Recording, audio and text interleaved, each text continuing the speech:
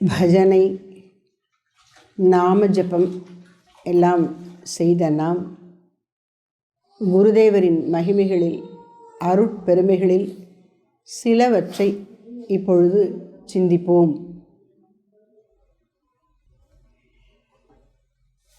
பாரத தேசத்துக்கு ஒரு சிறப்பு, மற்றெந்த நாட்டுக்கும் இல்லாத ஒரு சிறப்பு என்ன அப்படின்னா, இங்கே அவதார புருஷர்களும் ஆச்சாரிய புருஷர்களும் அருளாளர்களும் பக்திமான்களும் ஆழ்வார்கள் நாயன்மார்கள் போன்ற அடியார்களும் எண்ணற்ற பேர் இங்கு காலந்தோறும் தோன்றிக்கொண்டே இருக்கின்றார்கள். ஸ்ரீகிருஷ்ண பகவான் பகவத்கீதையிலே எப்பொழுதெல்லாம் அறம் நலிந்து மரம் மேலிடுகிறதோ அப்பொழுது நான் என்னை மீண்டும் பிறப்பித்து கொண்டு உலகிலே தர்மத்தை நிலைநாட்டுகின்றேன் என்று சொல்லியிருக்கிறார். அப்படி சொன்ன அந்த அவர் வாக்கு கொடுத்தார் இல்லையா, அதை நிறைவேற்றுகிறபடித்தான் இங்கே அவதார புருஷர்கள் அப்படி எண்ணற்ற பேர் தோன்றிக்கொண்டே இருக்கின்றார்கள். அப்படி குறிப்பிட்ட முக்கியமான ஒரு சூழல் 19ஆம் நூற்றாண்டிலே பாரத தேசம் 800 ஆண்டுகள் ஒரு அந்நிய கலாச்சாரத்துக்கு அடிமைப்பட்டு கிடந்தது. அவர்களை அடக்கி கொண்டு வேறொரு அந்நிய கலாச்சாரம் நம்மை ஆட்சி செய்ய தொடங்கியது.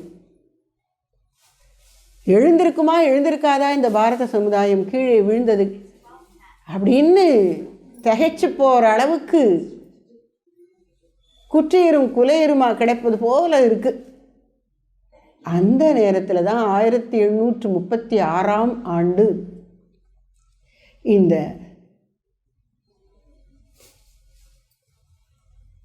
பிப்ரவரி மாதம் அந்த தேதிப்படி பார்த்தா 18, இந்த தடவை நமக்கு அந்த திதி 19ஆம் தேதி வந்திருக்கு. பிறந்தார் ஸ்ரீ ராமகிருஷ்ண பரமஹம்சர். அவருடைய பெற்றோர் அவரை இந்த உலகுக்கு கொடுத்த புண்ணியவான் புண்ணியவதி யாருன்னா க்ஷுதிராம் சட்டர்ஜி என்கிற பெரியவர், சந்திரமணி தேவி என்கின்ற அம்மையார். அவர்களுடைய சிறப்பை நினச்சி பார்ப்போமே. இப்படி ஒரு மகான் அவருக்கு குழந்தைய பிறக்கணும்னா அந்த பெற்றோர் எப்படி இருந்திருக்கணும் அப்படிங்கிறத கொஞ்சம் நினச்சி பார்த்தா சமுதாயத்துக்கு நல்லது. என்ன குருதேவர் சொல்லியிருக்கிறார், அவருடைய உபதேசங்களில் தலையாயது, நாம் மானுடராக பிறந்திருப்பது இறைவனை வணங்கி அவரை அடைவதற்காகவே. இந்த மனித பிறவியின் நோக்கம் கடவுளை அடைவது தான். இளைஞர்கள்ட்ட உன்னுடைய லட்சியம் என்னன்னு கேட்டால், நான் இதுக்கு படிக்கணும், இன்ஜினியர் ஆகணும், டாக்டர் ஆகணும், சயின்டிஸ்ட் ஆகணும், அது ஆகணும், இது ஆகணும்னு என்ன வேலை பார்க்குறது, எப்படி சம்பாதிக்கிறதுன்னு சொல்கிறாங்க. அது வாழ்க்கை நோக்கம் அல்ல. அது ஒரு அவசியமான காரியமாக இருக்கலாம், ஆனால் அது நோக்கம் அல்ல. பின்ன எதுதான் நோக்கம்னா, சாதாரண விலங்குகள், பறவைகள், சிற்றுயிர்கள் கூட சாப்பிடுது, தூங்குது, எதிரியை கண்டா பயப்படுது, இனப்பெருக்கம் செய்கிறது. நீ படித்து சம்பாதிச்சு இந்த 4 தவிர கூடுதலாக நீ என்ன செஞ்சுட்ட, அதை மனுஷன் யோசித்து பார்க்கணும். அந்த கூடுதலாக செய்ய வேண்டியது தான் என்ன என்று பெரியவர்கள் நமக்கு காட்டி கொடுத்தார்கள். இறைவனை வணங்கி உன்னை இறைவனுக்கு அர்ப்பணிப்பது. இந்த வாழ்க்கையின் பயன் நீ இறைவனை அடைவது தான். மற்றதெல்லாம் தற்காலிக நோக்கங்கள். முக்கிய நோக்கம் இறைவனை அடைவது. அது முக்கிய நோக்கமாக இருக்கிறதுனால அந்த முக்கிய லட்சியத்துக்கு பேர் பாரமார்த்திகம். பரம அர்த்தம், அர்த்தம்னா இங்கே நோக்கம், லட்சியம். பரம புருஷார்த்தமாக இருப்பது, பாரமார்த்திகமாக இருப்பது இறைவனை அடைவது. இதைத்தான் எல்லா அவதார புருஷர்களும் மகான்களும் ஞானிகளும் அருளாளர்களும் பக்தர்களும் எல்லாரும் திரும்ப திரும்ப திரும்ப திரும்ப திரும்ப வெவ்வேறு காலகட்டங்களிலே இந்த பாரத தேசத்திலே சொல்லி இருக்கின்றார்கள். அதனுடைய விளைவு என்ன? பாரமார்த்திக வாழ்வு, ஆன்மீக வாழ்வு, இறைவனுக்கென்றே அர்ப்பணித்த வாழ்வு என்பதற்கு ஒரு கொள்கலமாக இருப்பிடமாக பாரத தேசம் விளங்குகிறது. சரி, இது எப்படி குருதேவருடைய தந்தையார் வாழ்க்கையில் நிறைவேற்றுன்னு பார்ப்போம். அவர் ஒரு ஏழை பிராமணர், க்ஷுதிராம் சட்டர்ஜி. அவருக்கு பணம் சம்பாதிக்கணும்னே நினைப்பே வந்தது கிடையாது பாவம். ஒரு தரம் பக்கத்து கிராமத்தில் ஏதோ ஒரு வேலையாக பக்கத்து கிராமத்துக்கு அவர் போக வேண்டி இருக்கு. இவங்க இருக்கக்கூடிய இடம் கமார்புக்கூர். அந்த கமார்புக்கூருக்கு அவங்க எப்படி வந்தாங்கன்னு யோசிச்சா அது ஒரு சுவாரஸ்யமான கதை. வேறொரு கிராமத்தில் தான் அவங்க முதல்ல குடியிருந்தாங்க. அந்த கிராமத்து ஜமீன்தார் யாரையோ போட்டு தள்ளிட்டார். அவருக்கு தண்டனை வரும் அப்படிங்கிற ஒரு நெருக்கடி வரும்போது அவர் நான் எந்த தப்பும் பண்ணலைன்னு எனக்கு ஒரு நல்லவர் சாட்சி சொல்லிட்டா நான் விடுபட்டு விடுவேன் அப்படின்னு அவருக்கு எண்ணம். அதனால் பொய் சாட்சி சொல்கிறதுக்கு யாரை சொல்லலான்னு பார்க்குறார். எல்லாருக்கிடையும் நல்ல பெயர் எடுத்தவர் இந்த க்ஷுதிராம் சட்டர்ஜி. அவர் கூப்பிட்டு சொல்கிறார், இந்த மாதிரி நான் அவருக்கு இவ்வளோ ரூபா தரேன், நிறைய பெரிய தொகையை சொல்கிறார், இவ்வளோ ரூபா தரேன், நீ இந்த மாதிரி சொல்லு, அவர் பேரில் ஒரு தப்பும் இல்லைன்னு. உடனே ஐயோ சத்தியத்தை விட்டு விலகலாமா, அப்படி நான் எப்படி சொல்கிறது அப்படிங்கிறார் அவர். நீ சொல்லலைன்னா உன்னை இந்த ஊர்லேயே இருக்க விட மாட்டேன் குடும்பத்தோடு அப்படின்னார். சரி, இந்த ஊரில் தானே இருக்கக்கூடாது, நான் போகிறேன், நான் போய் சொல்ல மாட்டேன், மன்னிக்கணும்னு சொல்லிட்டு அப்போ அந்த ஊர்லேருந்து கிளம்பி கொஞ்சம் தொலைவில் இருக்கக்கூடிய இன்னொரு கிராமமாகிய காமார்புக்கூருக்கு வந்தார். அந்த ஊரில் இருக்கக்கூடிய ஜமீன்தார் இவருடைய நல்ல குணத்தை பற்றி கேள்விப்பட்டவர் கொஞ்சம் நிலம் கொடுத்து இதை வச்சு நீங்கள் பழிச்சுக்கோங்கன்னு சொன்னார். அவர் ஏதோ பார்த்து கொண்டு எளிமையான வாழ்க்கை வாழ்ந்து வருகிறார். அப்படிப்பட்ட க்ஷுதிராம் சட்டர்ஜி கமார்புக்கூரிலிருந்து பக்கத்து கிராமத்துக்கு போகிறார். போகும்போது வழியில் ஒரு வில்லு மரம் நிற்கிறது.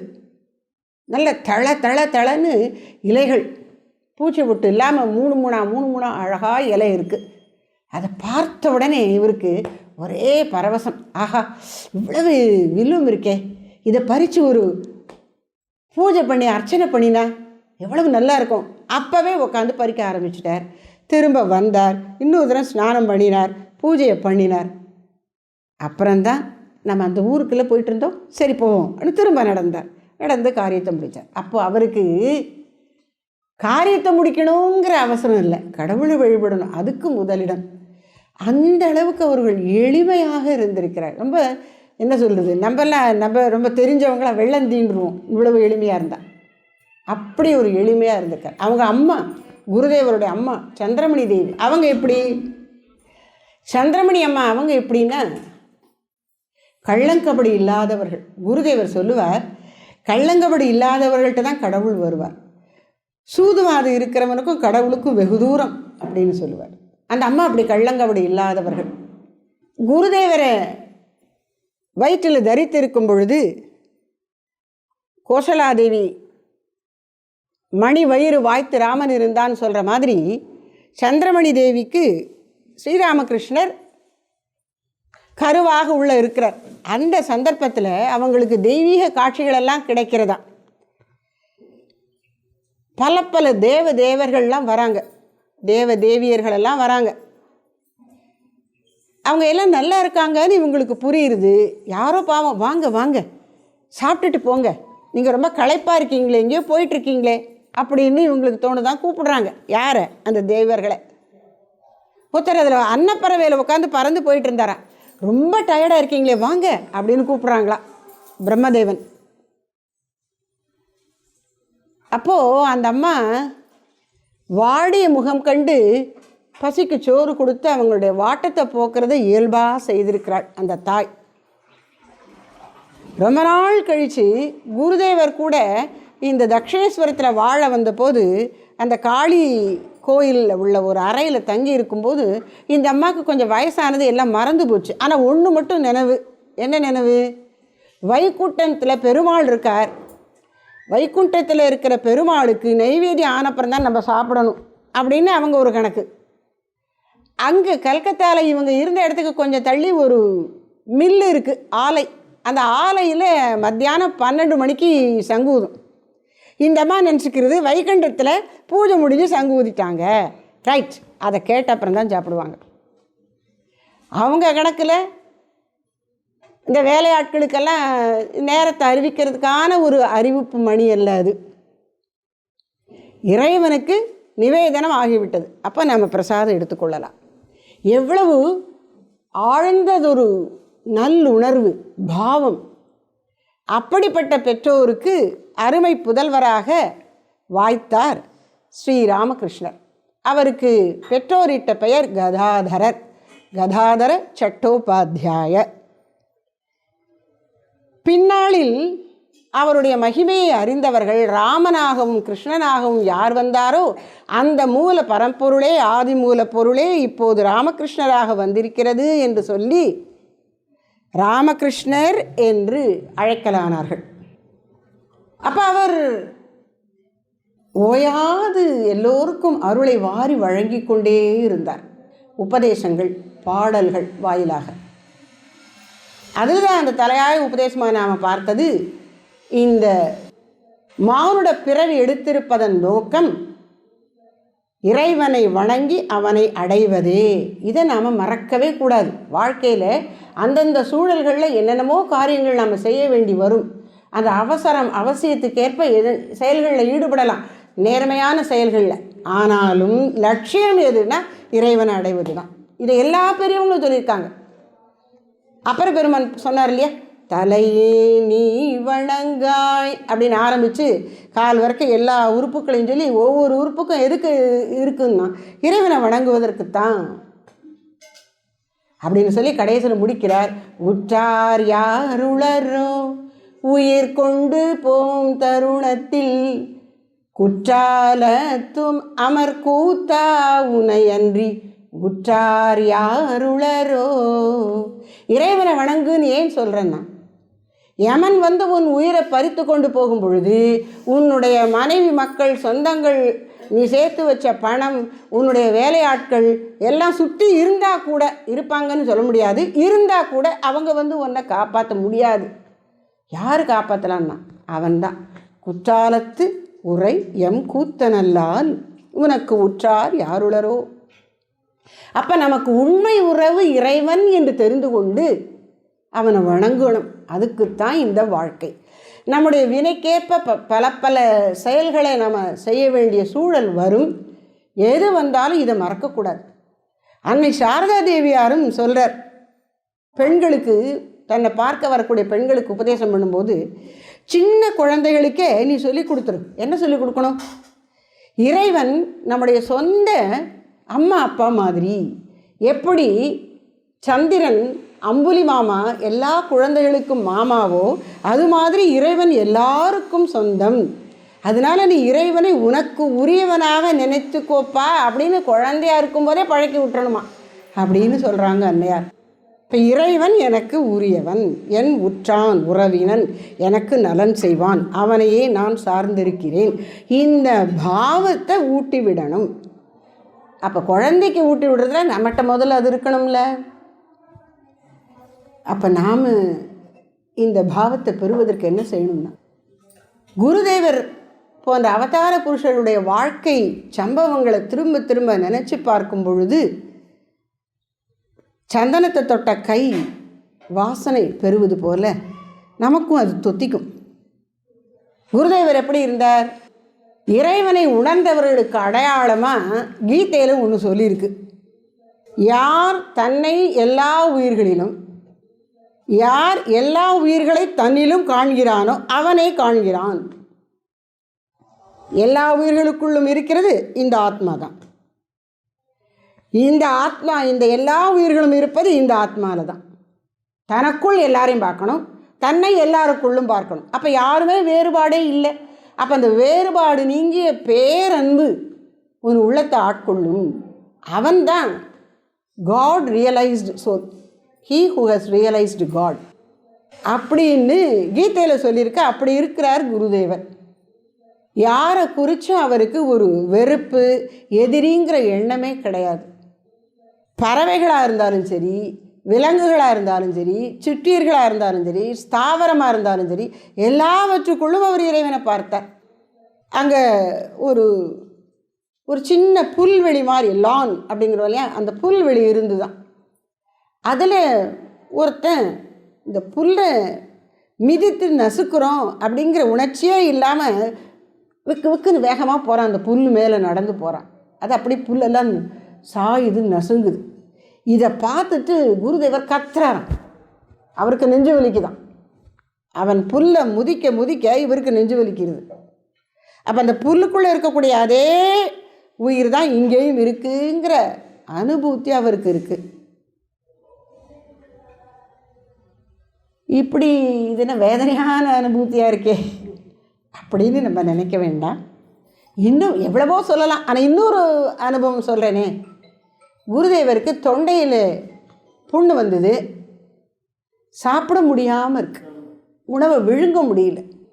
அப்போ சீடர்கள்லாம் சொல்கிறாங்க, காளித்தாய் நீங்கள் என்ன சொன்னாலும் கேட்பாளே, நீங்கள் அவளோட தினமும் பேசுகிறீங்களே, இப்போ இதையும் கேளுங்களேன், எனக்கு கொஞ்சம் இந்த உடம்பு நல்லாகட்டும், இந்த நோய் குணமாகட்டும், எல்லாரும் விரும்புகிறாங்க அப்படின்னு எங்களுக்காக கேளுங்க, உங்களுக்காக வேண்டாம், எங்களுக்காக நீங்கள் காளிட்ட நீங்கள் கேட்டால் அவள் மாட்டேன்னு சொல்ல மாட்டா அப்படின்னு சொல்கிறாங்க. அவர் சொல்கிறார், அழிய போகிற இந்த உடம்புக்காக நான் இறைவன்ட்டு பிரார்த்தனை பண்ண மாட்டேன் அப்படின்னு சொல்கிறார். இவங்கெல்லாம் திரும்ப ரொம்ப ரொம்ப நச்சரிக்கவும் காளிகிட்ட கேட்குறார். அப்போ காளி சொல்கிறா, என்ன நீ இப்படி பேசுகிற? இந்த ஒரு வாய் வழியாக சாப்பிட்டு இந்த தொண்டை வழியாக முழுங்கினா தான் உனக்கு சாப்பாடா? இத்தனை வாய் முழுங்க யார் சாப்பிட்றது அப்படின்னு கேட்டான். ஆமாம், ஒவ்வொருத்தர் சாப்பிட்டாலும் அத்தனை பேருக்குள்ளேயும் இருக்கிற அதே இறைவன் தான் இங்கே இருக்கிறான். இந்த உடம்பு சாப்பிட்டா என்ன சாப்பிடாட்டா என்ன, அவ்வளோதான். அப்பா, அப்போது அவர்களுடைய உணர்வு இருந்த நிலையே அது வேற லெவல். அந்த ஆன்மீக பெருநிலையை நாம் நினைக்கணும். இந்த பூமியினுடைய இந்த ஈர்ப்பு விசைன்னு சொல்லுவோம். இங்கே பூமியினுடைய மேற்பரப்புலேருந்து ஒரு 4 மைல் தூரத்துக்கு, ஒரு 6 கிலோமீட்டர் தூரத்துக்கு அந்த ஈர்ப்பு சக்தி வேலை செய்யும். அதுக்கு மேலே போயிட்டால் அது கீழே இழுக்காது ஒரு பொருளை. அது மாதிரி இந்த உலகியல் ஆசைகளுக்கு ஒரு ஈர்ப்பு சக்தி இருக்குது. அது நம்மளை இழுத்து இந்த உடம்போடு கட்டி போட்டு வச்சுருக்கு. அதனால் அதுக்கு கொஞ்சம் உடம்புக்கு முடியலன்னு உடனே படுத்துக்கலாம் அப்படின்னு தோன்றுறது. ப்ரேயர் பண்ணணும்னா கஷ்டமாக இருக்குது. இப்படியெல்லாம் அந்த உடம்பு மனசு சேட்டை பண்ணுகிறது. அப்போ என்ன செய்யணும்னா, இந்த 6 கிலோமீட்டருக்கு அப்பால் போயிட்டால் பூமியினுடைய புவி ஈர்ப்பு விசை இழுக்காதில்ல ஒரு பொருளை. அது மாதிரி இந்த மனதை உலக ஆசைகள் இழுக்காதபடி இறைவா உன்பால் ஈர்த்துக்கொள்ளு அவர்கிட்ட கேட்கணும். நாம் அவருடைய வாழ்க்கை சம்பவங்களை திரும்ப திரும்ப படித்து பேசி பாடி பரிமாறிக்கொள்ளணும். அவருடைய திருவுருவத்தை பார்த்த வண்ணம் இருக்கணும். அவருடைய திருநாமத்தை ஜபித்த வண்ணம் இருக்கணும். அப்படி செய்து கொண்டே இருந்தால் இந்த மனம் அப்படியே மேலே போயிடும். திரும்ப உலகியல் ஆசைகள் அதனை கீழே இழுக்காது, சரீரத்துக்கு இழுக்காது. பிராரப்தம் முடியும் மட்டும் சரீரம் இருக்கும், வேலை நடக்கும். ஆனால் மனசு அதில் பந்தப்பட்டு இருக்காது. அதுக்கு என்ன செய்யணும்னா, அவருடைய திருநாமத்தை ஓதணும், திரு உருவத்தை பார்த்து தியானிக்கணும், அவருடைய வாழ்க்கையின் திருவிளையாடல்களை எண்ணி எண்ணி பார்க்கணும். அந்த பாக்கியத்தை ஸ்ரீராமகிருஷ்ண பரமஹம்சர் நமக்கு கொடுக்கட்டும். அதுக்கு தடையாக நம்முடைய பழ வினைகள்லாம் இருக்குன்னா பிரதிபந்தம் அப்படின்னு சொல்லுவாங்க. ஒரு காரியத்தை நோக்கி போகிறோம், அதை போக விடாமல் காலை கட்டி போட்ட மாதிரி இருக்குது. அந்த பிரதிபந்தங்களையெல்லாம் விலக்கக்கூடிய அருளாற்றலும் அவருக்கு தான் இருக்குது. அதனால் அவருக்கு ஒரு நாமம், நம்ம சுவாமிஜி எழுதியிருக்கிற 108 போற்றியில் ஒரு நாமம் என்ன அப்படின்னா, ஓம் முக்தி மார்க்க விக்னேஸ்வராய நமக. நான் முக்தியை நோக்கி செல்லுகின்ற இந்த பாதையிலே, பயணத்திலே, வழியில் இருக்கக்கூடிய தடைகளையெல்லாம் நீக்கக்கூடியவன். எப்படி பிள்ளையார்னா தடை நீக்குவார் அப்படின்னு நம்ம பொதுவாக சொல்கிறோமோ, அதை மாதிரி ஆன்மீகத்தில் இருக்கக்கூடிய தடைகளையெல்லாம் நீக்கி ஆருயிர்களை ஆண்டவன் பால் செல்வதற்கு அருள் புரிபவர் ஸ்ரீராமகிருஷ்ண பரமஹம்சர். ஓம் முக்தி மார்க்க விக்னேஸ்வராய நமக என்று அவரை பிரார்த்திப்போமாக. அவர் அருளால் நமக்கு ஆழ்ந்த மன அமைதியும் உலக நலனுக்காக உழைக்கின்ற உள்ள உறுதியும் உடல் வலிவும் ஏற்படட்டும். இந்த சரீரம் உலகில் வாழ்ந்திருக்கக்கூடிய ஒவ்வொரு கணமும் அப்படி இறை உணர்வும் இறை சேவையுமாக நம் வாழ்க்கை கழியட்டும். குருதேவர் ஸ்ரீராமகிருஷ்ணர் நமக்கு அந்த பெரும் பாக்கியத்தை ஆசீர்வதிப்பாராக. ஜெய் ஸ்ரீ குரு மகாராஜ் கி ஜெய்.